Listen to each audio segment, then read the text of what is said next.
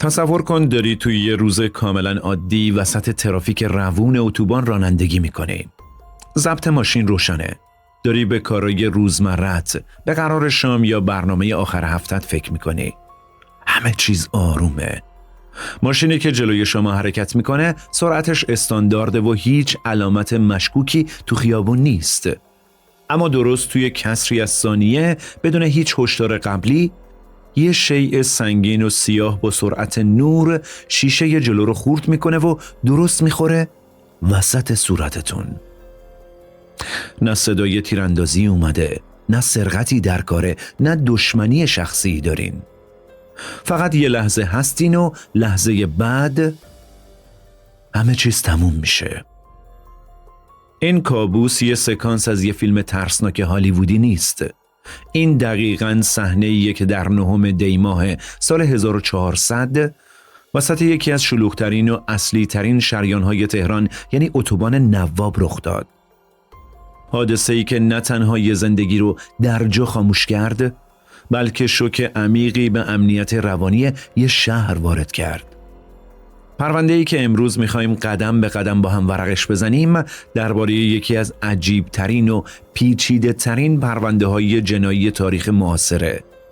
پرونده‌ای که مرز باریک بین شرارت و جنون ویرانگر رو کاملاً تار می‌کنه.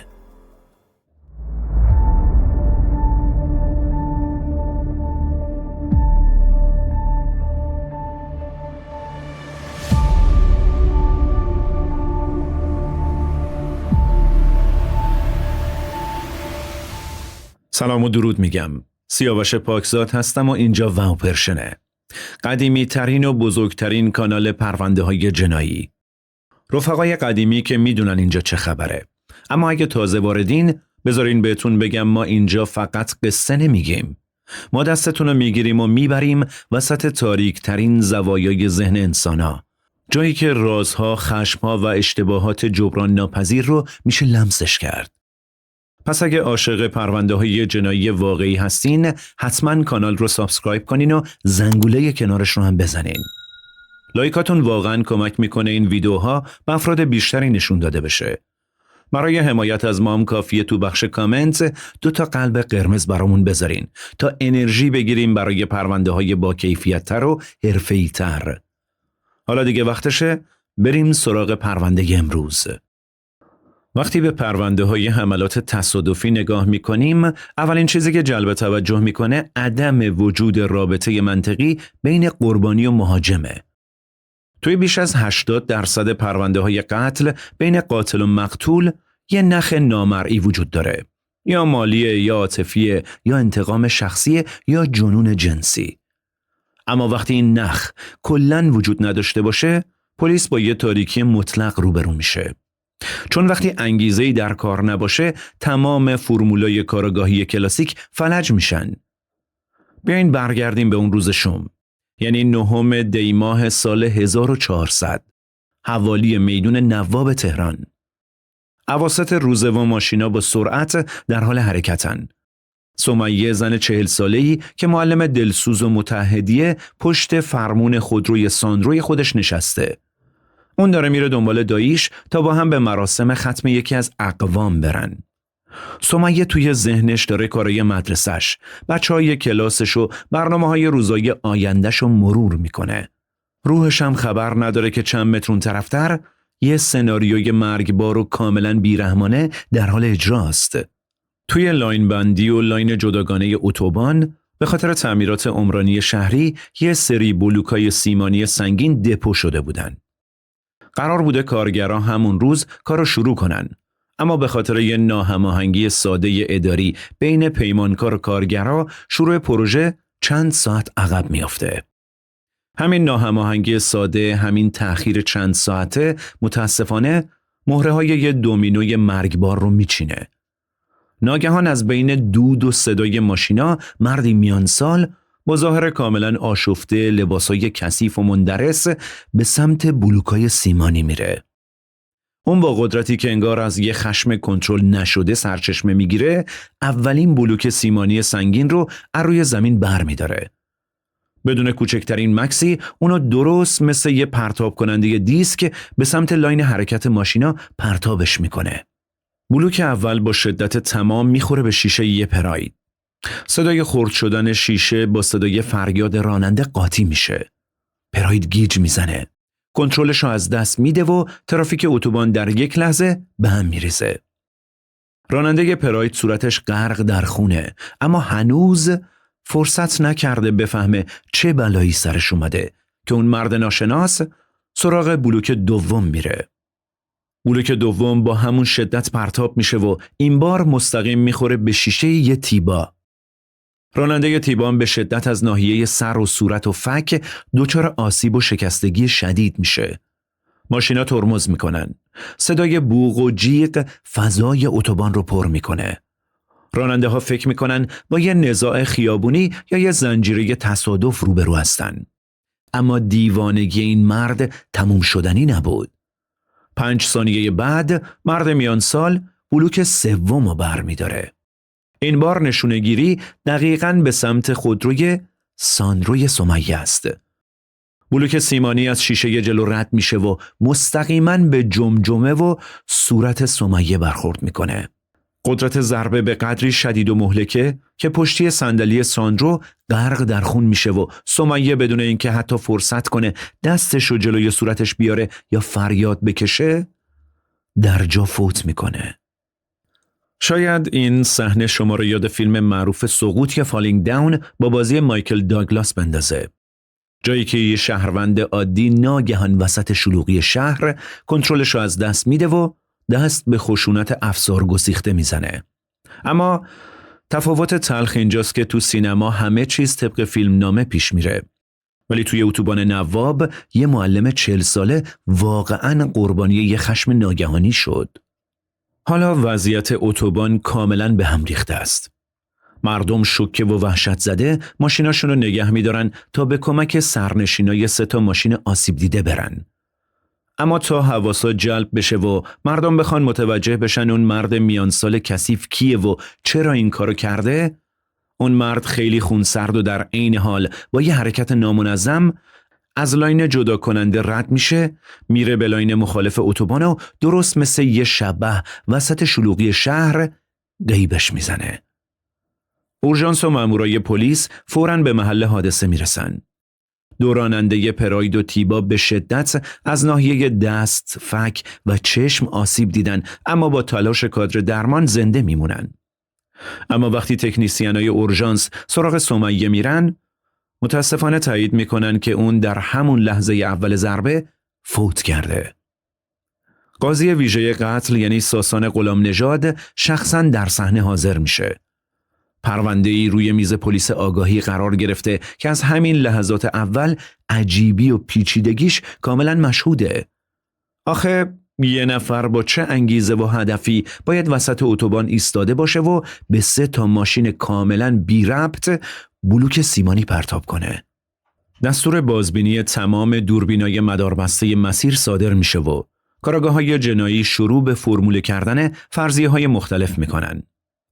اولین فرضیه‌ای که مطرح میشه فرضیه انگیزه سیاسی یا امنیتی بود. چرا؟ چون روز واقعه 9 دی ماه بود. روزی که توی تقویم رسمی کشور یادآور رویدادهای سال 1388 و به نام حماسه 9 دی نامگذاری شده. سیستم امنیتی و پلیس فکر می‌کردن شاید یه فرد با انگیزه‌های سیاسی قصد داشته توی این روز خاص با ایجاد حمله عمومی در یک میدان همنام، یعنی همون میدان نواب، حس ناامنی شدید ایجاد کنه و به اصطلاح یه حرکت ایذایی انجام بده. تو تحلیل‌های پلیسی فرضیه سازی بر اساس مناسبت‌های زمانی یه پروتکل استاندارده. وقتی جنایتی در یک تاریخ خاص رخ میده، جرمشناسا همیشه احتمال رفتارهای سمبولیک یا نمادین رو بررسی میکنن. خیلی از قاتلا یا مهاجمای عقیدتی تاریخ‌ها رو برای رسوندن پیام به جامعه انتخاب میکنن. اما خطری که در این تحلیل‌ها وجود داره بزرگ نمایی سیگنال‌های غلطه که ممکنه ذهن کاراگاه رو از ماهیت واقعی جرم منحرف کنه، چیزی که واقعاً توی این پروندم اتفاق افتاد. اما فرضیه دوم چی بود؟ انتقامجویی شخصی شدیدی که به عمد شلوغ شده. کارآگاه‌ها احتمال دادن شاید قاتل با یکی از این 3 نفر، مثلا سمیه یا یکی از 2 راننده دیگه، خصومت شخصی داشته و برای اینکه پلیس رو گمراه کنه و رد پاشو مخفی کنه به 2 تا ماشین دیگه هم حمله کرده تا همه فکر کنن این یه اقدام کور و تصادفی بوده. و اما فرضیه سوم، حمله توسط یه معتاد تحت تاثیر مواد یا یه فرد دچار اختلال شدید روانی بود. یعنی شخصی که تحت تاثیر مصرف مواد توهمزا مثل شیشه یا در اثر یک فروپاشی حاد روانی دست به این کار زده. پلیس تصمیم میگیره هر 3 فرضیه رو به طور همزمان پیش ببره. اما برای رد یا تایید فرضیه اول و دوم، کارآگاه‌ها دست به یک بررسی تطبیقی تو آرشیو پرونده‌های اخیر میزنن. اونا تمام فایل‌های حوادث مشابه در ماه‌های گذشته رو زیر و رو میکنن و یهو به یه داده طلایی و تکان دهنده میرسن. 1 ماه قبل، یعنی در 11 آذر ماه همون سال 1400، حادثه دقیقاً با همین الگوی رفتاری توی بزرگراه یادگار امام رخ داده بود. تو اون حادثه مردی میان سال ناگهان سنگای بزرگی رو به سمت ماشینای عبوری پرت کرده بود که متاسفانه یکی از سنگا به سر راننده یک خودروی پراید خورده و باعث فوت اون شده بود. وقتی کارآگاهان نقشه جغرافیایی تهران رو باز کردن، دیدن بزرگراه یادگار امام مستقیما به اتوبان نواب وصل میشه. این یعنی با یک قاتل سریالی یا یک مهاجم زنجیره‌ای روبرو هستن که قتل نواب اولین جنایتش نبوده.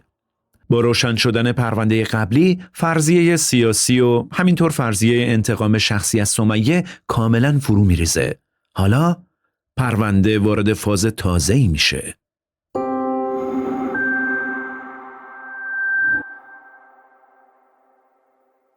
حالا با تایید رابطه بین 2 پرونده بزرگراه یادگار امام و اتوبان نواب، کارآگاه‌های پرونده متوجه شدن که با یه جنایتکار بسیار خطرساز روبرو هستن که داره توی لایه‌های تاریک شهر میچرخه.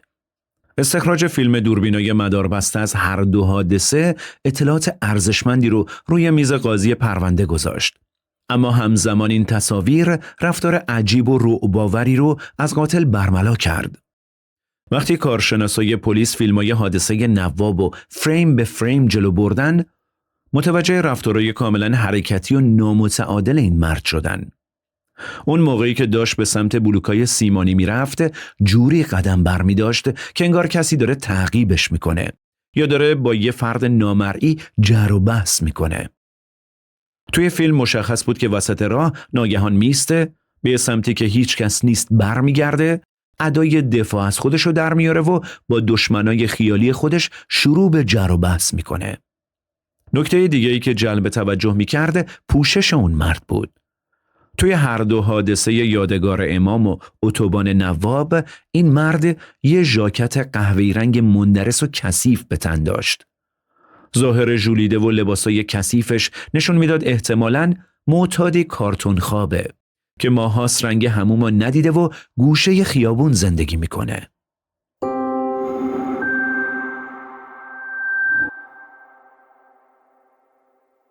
جمع‌آوری مدارک این پرونده و تبدیل کردنش به یک روایت دقیق، انرژی و زمان زیادی از ما گرفت.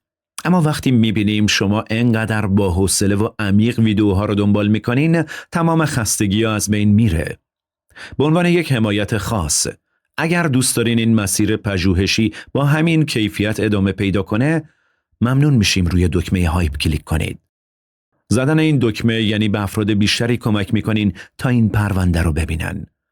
ممنونم از حمایتتون. توی آسیب شناسی جنایی ما یه مفهوم داریم به نام قاتل زنجیره‌ای سازمان نیافته. این دسته قاتلا برخلاف امثال تد باندی یا قاتلای باهوش هیچ نقشه‌ای برای فرار یا پاک کردن آثار جرم ندارن. اونا سلاحشون رو از همون صحنه جرم پیدا میکنن. لحظه‌ای و بدون برنامه قبلی حمله میکنن و رفتارهای کاملا نامنظم و آشفته دارن. وقتی روانپریشی با این الگوی رفتاری ترکیب میشه، رفتارهایی مثل صحبت با توهمات دیداری و شنیداری به وجود میاد که فرد قربانی رو نه یک انسان بلکه یک تهدید فرضی توی توهمات خودش میبینه. قاتل ما توی این پرونده همچین الگوی رفتاری از خودش نشون میداد. پلیس حالا 2 مأموریت فوری برای خودش تعریف کرد. اول، بازرسی و کنترل معتادان متجاهر و کارتون خوابای محدوده بزرگراه یادگار تا اتوبان نواب تا ببینن آیا فردی با این مشخصات ظاهری و رفتارهای جنون‌آمیز بینشون هست یا نه. دوم، استقرار 50 اکیپ گشت نامحسوس چرخشی در مناطقی که احتمال حضور مجدد این قاتل وجود داشت. اما با وجود این حجم از نیرو و گشتای شبانه روزی، انگار زمین دهن باز کرده بود و قاتل سنگپران رو بلعیده بود. هفته‌ها گذشت و هیچ خبری ازش نشد. فضای شهر کم کم داشت آرامش نسبی خودش رو پیدا می کرد. اما داغ خانواده‌های قربانیان همچنان تازه بود. به ویژه جامعه معلما و دانش آموزای سمیه که توی شبکه‌های اجتماعی مدام یاد و خاطره این معلم دلسوز رو زنده نگه می داشتن و از مسئولان می خواستن هرچه زودتر این سایه شوم رو از خیابونا پاک کنن. سکوت سنگین پرونده ادامه داشت تا اینکه در 23 دی ماه همون سال 1400، یعنی دقیقاً 2 هفته بعد از جنایت نواب، دوباره سر و کله این کابوس خیابونی پیدا شد. این بارم توی یکی از اتوبان‌های تهران مرد ناشناس شروع به پرتاب سنگای کلوخی و بزرگ به سمت ماشینای عبوری کرد. توی این حادثه 2 نفر دیگه از راننده‌ها به شدت مجروح شدن و شیشه‌های ماشیناشون خورد شد. اما به لطف خدا کس دیگه‌ای فوت نکرد. این بار اما مردم حاضر در صحنه زودتر به خودشون اومدن و چند نفر سعی کردن این مرد رو تعقیب و دستگیرش کنن. اما اون مثل یک روح گریزپا از لابلای ماشینا و کوچه های اطراف فرار کرد و ناپدید شد. با این حال این بار یه فرق اساسی وجود داشت. پلیس بلافاصله وارد عمل شد و نقطه فرار قاتل رو وجب به وجب زیر نظر گرفت. مامورای نامحسوس با استفاده از آخرین تصویر ثبت شده از دوربینای انتهایی مسیر کوچه به کوچه و محله به محله جلو رفتن. اونا با احتیاط کامل شروع به پرسجو از محلیا و کاسبا کردن که آیا مردی ژنده پوش با ژاکت قهوه‌ای و رفتار غیرعادی توی این حوالی دیدن یا نه. پاسخها کم کم کاراگاه‌ها رو به سمت یه خونه قدیمی و متروکه هدایت کرد.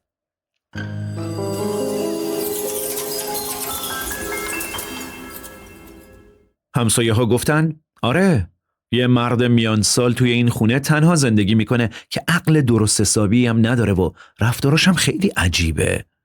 تیمای عملیاتی پلیس بلا فاصله خونه رو محاصره کردن. اونا میدونستن با فردی روبرو هستن که تا الان 2 نفر رو کشته و چندین نفر رو ناقص کرده. پس احتمال هر گونه مقاومت یا حمله ناگهانی وجود داشت. مامورا با یه دستور ضربتی در رو باز کردن و وارد خونه شدن. اما صحنه‌ای که داخل اون خونه باهاش روبرو شدن هوش از سر همه پروند. توصیف این صحنه آدمو یاد فیلم‌های جنایی روانشناختی مثل 7 یا پرونده‌های واقعی قاتلای منزوی مثل ادگین میندازه. آدمایی که توی اتاقای تاریک و مملو از زباله و اشیای عجیب زندگی میکردن. اما اینجا خبری از نشونه‌های شیطان پرستی یا ابزار شکنجه نبود. چیزی که پلیس دید خیلی عجیبتر و غم‌انگیزتر بود. خونه غرق در کثافت، آشفتگی و زباله بود. اما وسط این شلوغی یک کوه بزرگ از اسباب بازیای شکسته، کهنه و داغون جمع شده بود.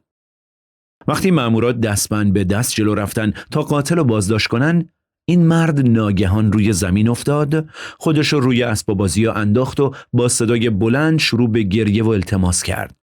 اون با های گریه فریاد میزد و میگفت اسباب بازیای من دست نزنین. اینا رو مادرم برام خریده. حق ندارین بهشون دست بزنین.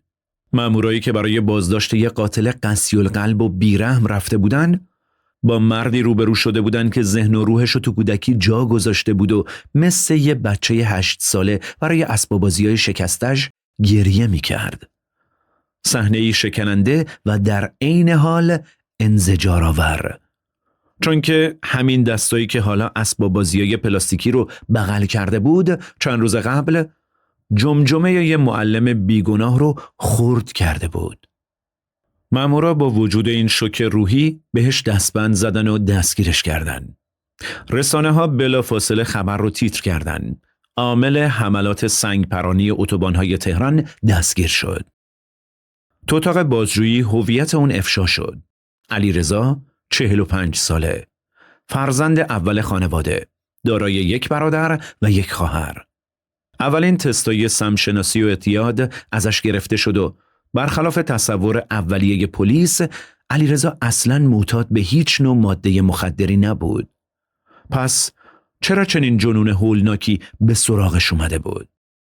پدر علیرضا به اداره آگاهی احضار شد و پرده از یه واقعیت تلخ برداشت. اون گفت علیرضا از سنین 18-19 سالگی دچار اختلالات شدید روحی شد. یه بار توی بیمارستان اعصاب و روان بستریش کردیم و از اون موقع قرص مصرف میکرد. تنها کسی که میتونست علیرضا رو کنترل کنه و هواشو داشته باشه خدا بیامرز مادرش بود. مادرش مثل پروانه دورش میگشت و داروهاشو به موقع بهش میداد، اما چند سال پیش وقتی مادرش فوت کرد همه چیز به هم ریخت. من ازدواج مجدد کردم و برای علیرضا یه خونه جداگانه گرفتم تا تنها زندگی کنه. تصویر ماجرا حالا روشن شده بود. خانواده بعد از مرگ مادر رنج نگهداری از یک بیمار حاد روانی رو تاب نیاورده بودن و علیرضا رو توی خونه تنها رها کرده بودن. علیرضا مصرف داروهاشو به طور خودسرانه‌ای قطع کرده بود و سیستم فکریش دچار فروپاشی کامل به نام شیزوفرنی و هذیانگویی شده بود.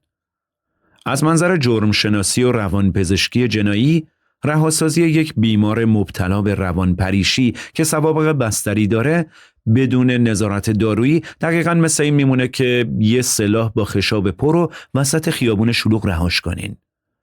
وقتی این افراد داروهاشون رو قطع میکنن، مرز بین واقعیت و توهم کاملا نابود میشه.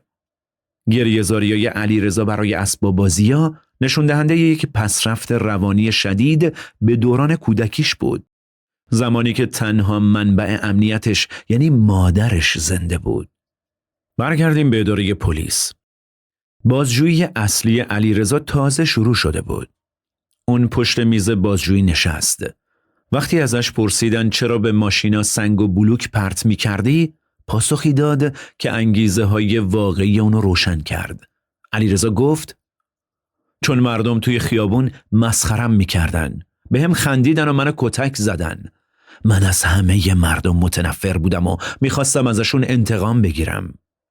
طبق پرونده بازجویی علیرضا و طبق اعترافاتی که کرده، بیاین یکم عمیق‌تر به این سوال جواب بدیم که آیا علیرضا واقعاً یه قاتل زنجیره‌ای بود یا نه؟ طبق استانداردهای مدرن جرم شناسی و سازمانهای جنایی بین المللی مثل FBI، وقتی فردی حداقل 2 نفر رو در فواصل زمانی جداگانه با وجود یه دوره خاموشی به قتل میرسونه، در تعریف قاتل‌های زنجیره‌ای قرار میگیره.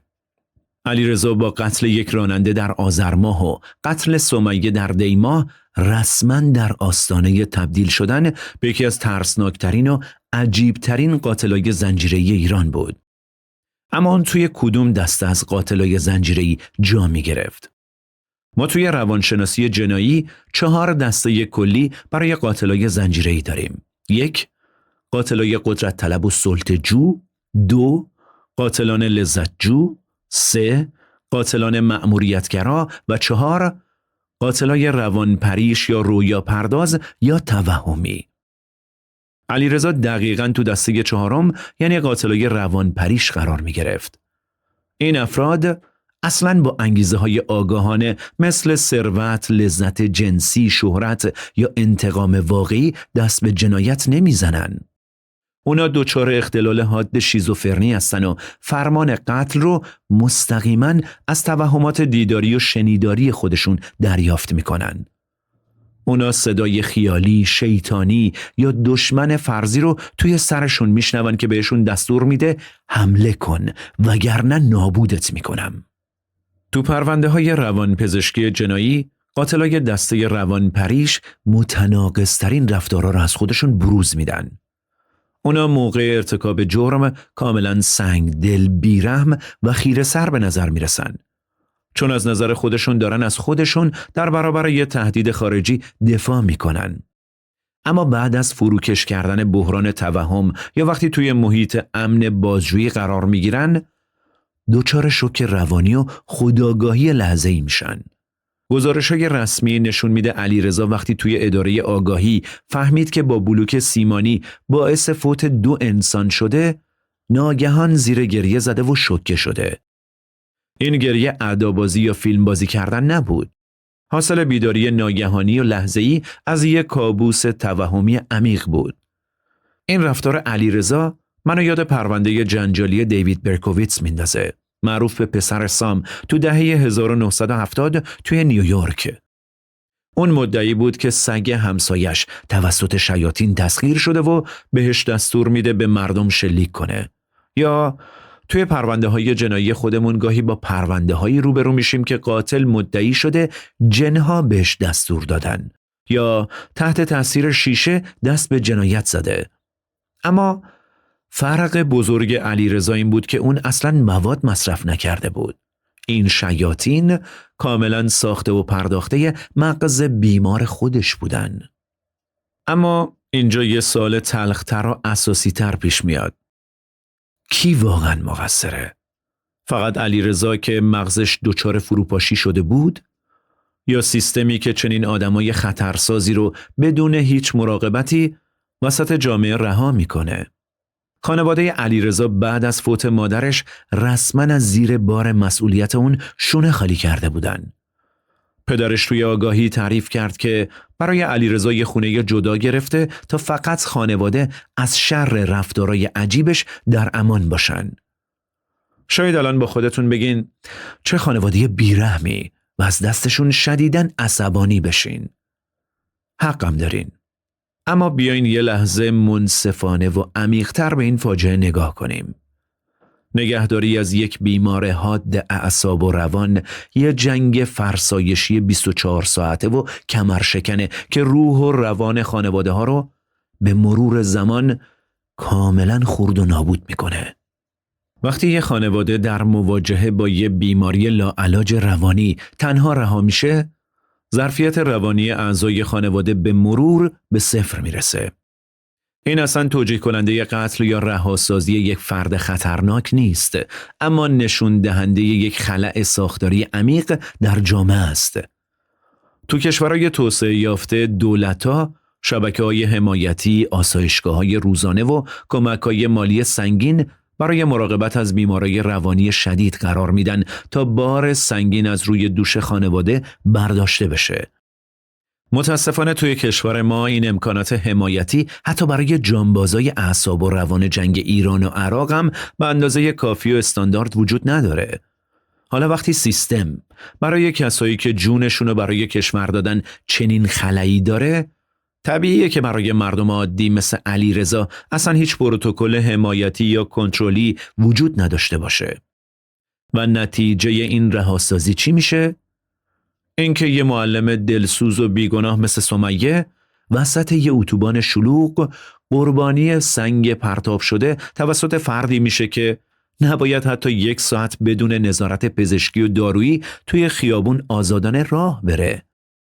اینجاست که خشم هر انسان منصفی به جوش میاد. خشم از این که امنیت جانی ما تو خیابونا چقدر میتونه شکننده و وابسته به شانس باشه. با دستگیری علیرضا پرونده وارد مراحل رسمی دادگاه شد. پلیس کاملا متوجه بود که این مرد ادای دیوونه ها را در نمیاره و واقعا اختلال داره. اما طبق قانون برای صدور حکم نهایی لازم بود که مصاحبه های بالینی دقیق و کارشناسی توسط متخصصای رسمی پزشکی قانونی انجام بشه. توی خیلی از پرونده های جنایی دنیا قاتلای هوشمند سعی میکنن خودشونو به دیوونگی بزنن تا از اعدام یا مجازات فرار کنن. توی اتاقای بازجویی شیوه های عجیبی رو بازی میکنن. از حرف زدن با در و دیوار گرفته تا خنده های ناگهانی و بی ربط. اما پزشکای قانونی و کاراگاه‌های با تجربه خیلی سریع دست این ادا در آوردن رو میخونن.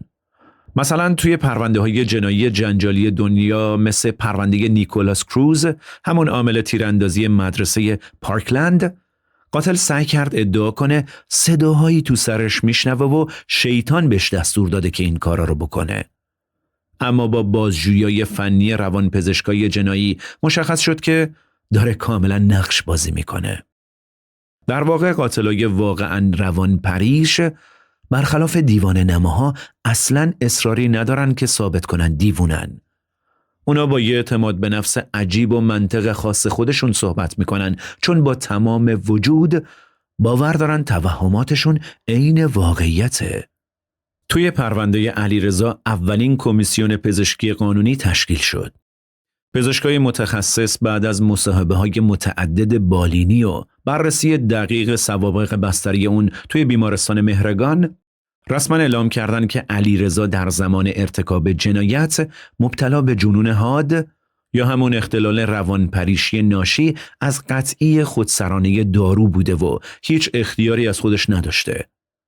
با توجه به اینکه پای قتل 2 انسان بیگناه و مجروح شدن چندین نفر در میون بود، اولیای دم اعتراض کردن و کمیسیون مجددی از پزشکای برجسته‌تر تشکیل شد. اما کمیسیون دومم دقیقاً نظریه اول رو تایید کرد. علیرضا فاقد مسئولیت کیفریه. گزارش پزشکی قانونی ضمیمه پرونده شد و روی میز قاضی دادگاه قرار گرفت. حالا قاضی پرونده باید طبق قانون حکمی صادر می‌کرد که موجی از جنجال و اعتراضات شدیدی رو به همراه داشت. بر اساس قانون مجازات اسلامی، وقتی ثابت بشه فردی در زمان ارتکاب جنایت دچار جنون بوده و اراده و عقل خودش رو کاملا از دست داده، حکم قصاص یا اعدام برای اون صادر نمیشه. قانونگذار این افراد رو از نظر کیفری فاقد مسئولیت میدونه و به جای اعدام حکم به بستری شدن اجباری اونا در مراکز نگهداری از بیماران خطرناک اعصاب و روان میده. قاضی دادگاه پرونده علیرضا هم با توجه به گزارش‌های قاطع و چند باره کمیسیون‌های تخصصی پزشکی قانونی همین حکم صادر کرد. علیرضا به جای چوبه دار باید تا زمان بهبودی کامل در یک مرکز نگهداری بیماران روانی خطرناک بستری بشه و پدرش هم به عنوان ولی قانونی فرد مجنون موظف پرداخت دیه کامل به اولیای دم قربانیان شد.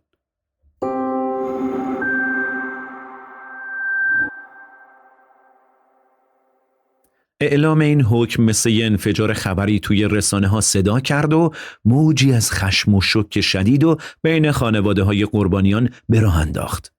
اولیای دم سمیه ستوده نژاد و بقیه قربانیای این جنایت کاملا گیج و عصبانی بودن. اونا عزیزای خودشونو توی یک چشم برهم زدن وسط خیابون شلوغ و بدون هیچ تقصیری از دست داده بودن و حالا قانون بهشون میگفت قاتل دیوونه است و اعدام نمیشه. آیا پول دیه میتونست لبخند سمیه رو برگردونه؟ آیا دیه میتونست جای خالی یک معلم، یه فرزند یا یه همسر رو پر کنه؟ مسلمه که نه. اما واکنش غیر منتظره و عجیبتر از سمت یک نهاد رسمی کشور بود. آموزش و پرورش تهران.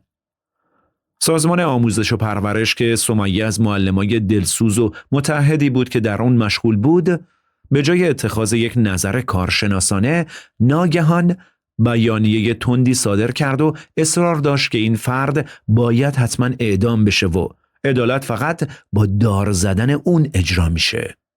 این بخش از پرونده یکی از عجیبترین تناقضای رفتار اجتماعی و ساختاری رو نشون میده. آموزش و پرورش نهادیه که وظیفه اصلیش آموزش قانون مداری، عقلانیت، خشونت زدایی و درک مفاهیم پیچیده انسانی به کودکان و جامعه است. وقتی چنین نهادی رسما بیانیه میده و خواستار دار زدن یه بیمار تایید شده روانپریش میشه، یعنی حتی متولیان فرهنگی مام از درک سیستماتیک بیماری روانی و قانون عاجزن. به جای اینکه بررسی کنن چرا سیستمای حمایتی و شهری طوری رها شدن که یک بیمار خطرناک وسط اتوبان میچرخه، صورت مسئله رو با درخواست اعدام پاک میکنن. حالا سوالی که پیش میاد اینه: سرنوشت علیرضا چی میشه؟ طبق حکم دادگاه اون باید در مرکز نگهداری بیماران خطرناک بستری بمونه تا زمانی که بهبودی کامل پیدا کنه. اما در علم روانپزشکی میدونیم که اختلالاتی مثل شیزوفرنی حاد درمان قطعی و کاملی ندارن و فقط با مصرف داروی مداوم کنترل میشن. نگهداری چنین افرادی نیاز به بودجه، مراقبت‌های ویژه و نظارت دائمی داره و این دقیقاً همون نقطه پنهانی و ترسناک پرونده است.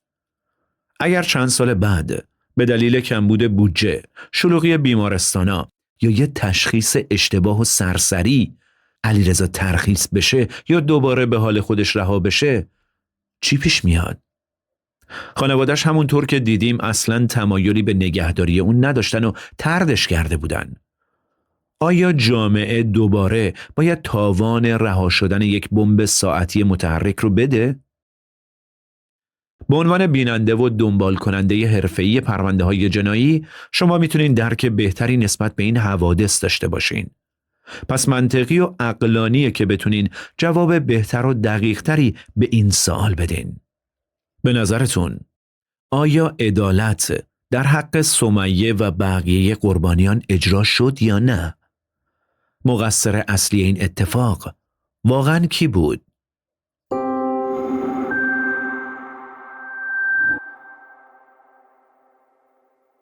فکر میکنم بعد از این پرونده آماده شنیدن یکی از ترسناکترین پرونده های جنایی کانال باشین. مخوفترین قاتل سریالی که 2 کشور رو بازی داد. بهتون پیشنهاد میکنم حتما ببینینش. یادتون باشه ما همیشه منتظر شنیدن نظرات خوب شما عزیزان هستیم. پیروز و سربلند باشین. توی برنامه بعدی میبینمتون.